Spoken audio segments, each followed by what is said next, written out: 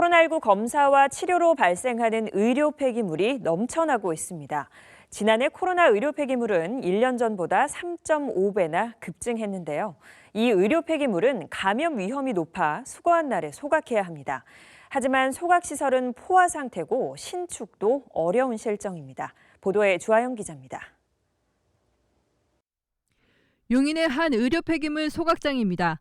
수도권 내에서 발생한 의료 폐기물을 처리하는 곳은 이곳 용인과 연천, 포천에 각 한 곳씩 있습니다. 세 곳의 시설에서 하루 처리할 수 있는 의료 폐기물은 150여 톤. 하지만 코로나 발생 이후 기준치를 초과해 370톤까지 폐기물을 처리하고 있습니다. 처리 용량이 한계에 다다른 상황에서 폐기물 처리를 위해 지방으로 눈길을 돌려야 하는 실정입니다. 해당 지역에서 처리하는 게 아니라 이제 지방으로도 내려갈 수 있는 상황이긴 하거든요. 그러니까 전국에서 처리를 하고 있다고 보시면 됩니다. 실제 코로나19 이후 의료 폐기물은 계속해서 늘고 있는 상태입니다.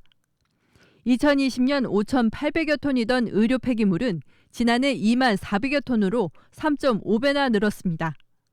지난해의 경우 상반기 평균 1,300여 톤에서 코로나 확진자가 급증한 하반기에 2,570톤으로 2배 넘게 증가했습니다.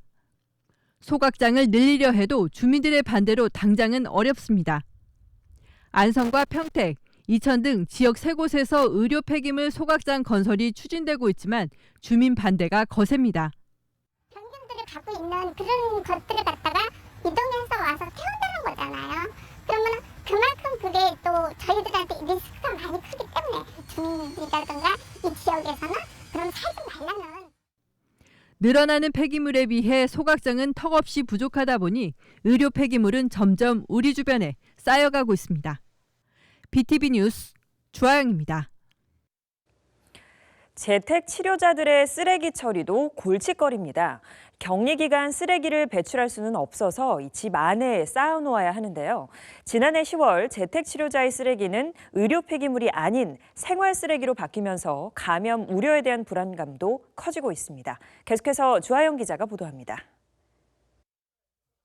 코로나 재택 치료자들의 고통 중 하나는 쓰레기라고 합니다. 가족이 차례대로 확진된 한 가족의 경우 한 달 가까이 썩어가는 음식물과 생활 쓰레기에 갇혀 지내야 했습니다. 한 박스로 한 8박스 정도 된 것 같아요. 비닐로 만약에 하면은 음식물은 한 6개, 한 3리터짜리 한 6개 정도? 그래서 어마어마한 거죠. 그러니까 거의 쓰레기량이 되는 거죠, 막. 지난해 10월 정부가 재택 치료를 확대하면서 쓰레기 처리 방식도 변경됐습니다. 재택 치료자들은 격리 기간이 끝난 후에 쓰레기를 소독하고 밀봉해서 일반 쓰레기 종량제 봉투에 담아 버리도록 하고 있습니다. 짧게는 열흘에서 길게는 한 달 가까운 격리 기간 동안 쌓인 쓰레기와 생활해야만 합니다. 지원해주는 음식이라는 게 그렇게 많지를 않다 보니까 열흘에 그거를 소비하기에는 너무 부족해요. 그래서 배달이나 그런 걸 시켜서 문 앞에 갖다 놓고 가면 그 용기들이 너무 또 많아지고 그래요. 소독은 한다지만 확진자가 내놓은 쓰레기 봉투 때문에 시민들의 감염 불안도 큽니다. 확진자 쓰레기인지 어떤 건지 모르니까 저희들은 불안하죠.